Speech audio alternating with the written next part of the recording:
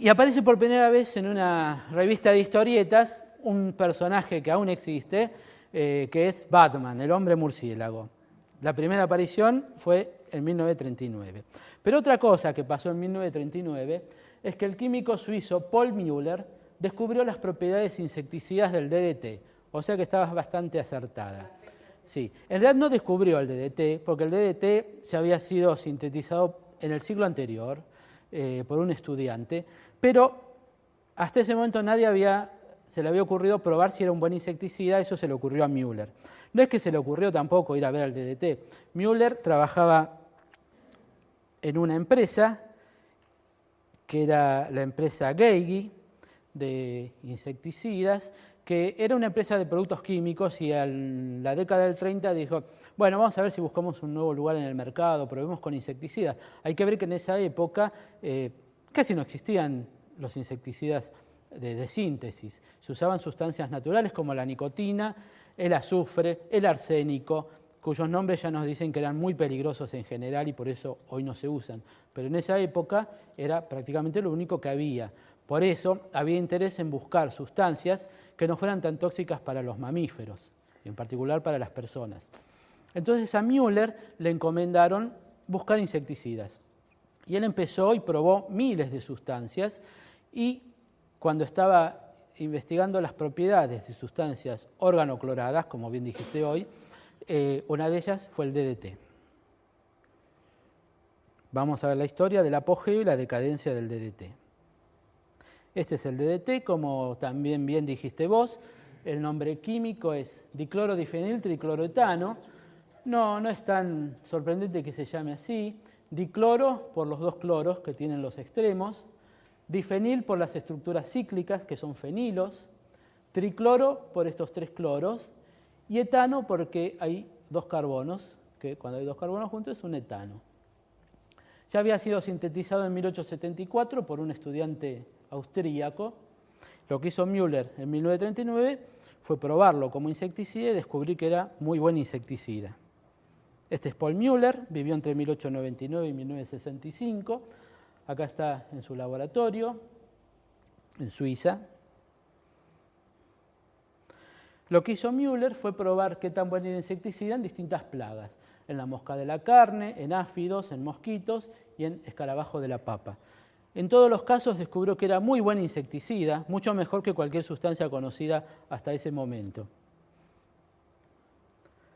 Tan es así que en un par de años ya se empezó a producir en forma industrial el DDT y a comercializar, primero en Suiza y al poco tiempo en el resto del mundo. En esa época podemos decir que el paso que iba entre la síntesis de un nuevo insecticida y su comercialización era una caja negra, en el sentido de que bastaba sintetizarlo y ver que era buen insecticida para que pasara a la industria y se lo empezara a producir en gran cantidad. ¿Cuáles eran sus propiedades? ¿Cómo afectaba a los organismos en general? No se buscaba nada de eso. No había regulaciones, no había leyes, no había organizaciones que se encargaran de eso, no había organizaciones estatales como hay ahora, donde hay que registrar los plaguicidas y obtener una autorización para venderlos. Nada de eso, era una caja negra. 1939, la Segunda Guerra Mundial, uno de los primeros usos importantes y que llamaron la atención del DDT fue en Italia durante una epidemia de tifus. El tifus es una enfermedad infecciosa producida por un microorganismo y transmitida por los piojos del cuerpo. En esa época, en 1944, Italia ya había sido recuperada por los aliados, Mussolini estaba en retirada, y en la ciudad de Nápoles apareció en ese invierno una epidemia de tifus. Entonces, ¿qué dijeron? Bueno, vamos a usar el DDT. Estados Unidos ya lo producía a escala industrial y se espolvorearon 1.300.000 personas con DDT.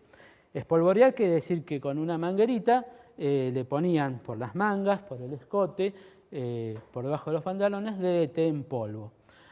Cuando yo era más joven, vi una película donde, en ese momento de la guerra, una película italiana protagonizada por Sofía Loren, y el punto erótico de la película era el momento en que a ella le ponen la manguera en el escote para aplicarle DDT. Yo en esa época no sabía nada del DDT, no sabía que iba a trabajar con plaguicidas y no sé cuál es la película. Pero si ustedes la ven alguna vez, me avisan.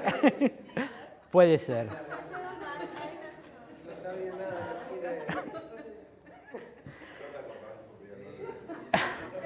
Y del escote.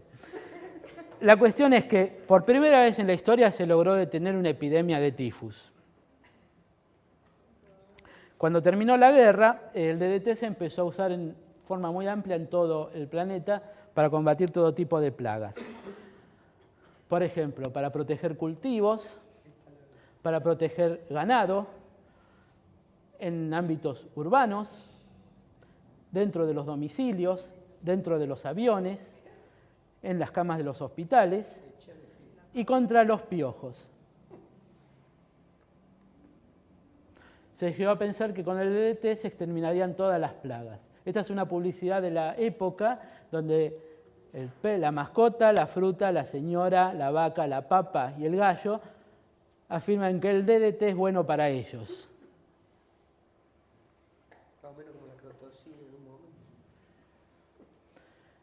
La única batalla que no pudo ganar el DDT fue contra la vinchuca. Se lo probó contra las vinchucas acá en Argentina y demostró que no era efectivo para nada. Y años después, un científico chileno demostró que las vinchucas en su organismo tienen una enzima que no está muy distribuida entre los insectos y esa enzima metaboliza rápidamente el DDT. Por eso el DDT nunca se aplicó contra las vinchucas, a pesar de que otros colorados sí.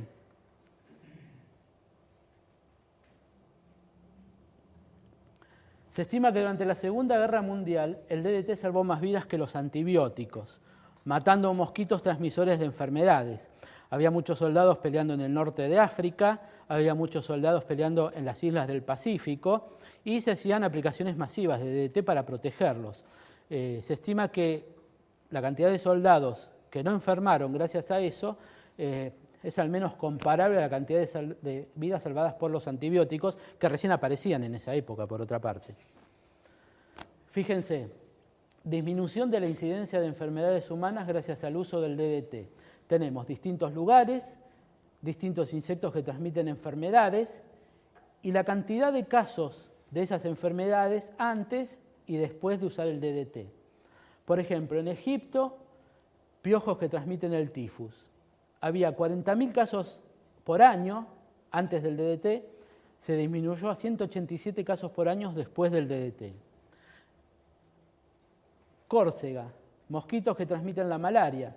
En esa isla del Mediterráneo, antes del uso del DDT, había miles de casos por año, disminuyó a unos cientos por año gracias al uso del DDT. Y así podemos ver que en todo el mundo pasó esto. Y esto es solo con plagas sanitarias.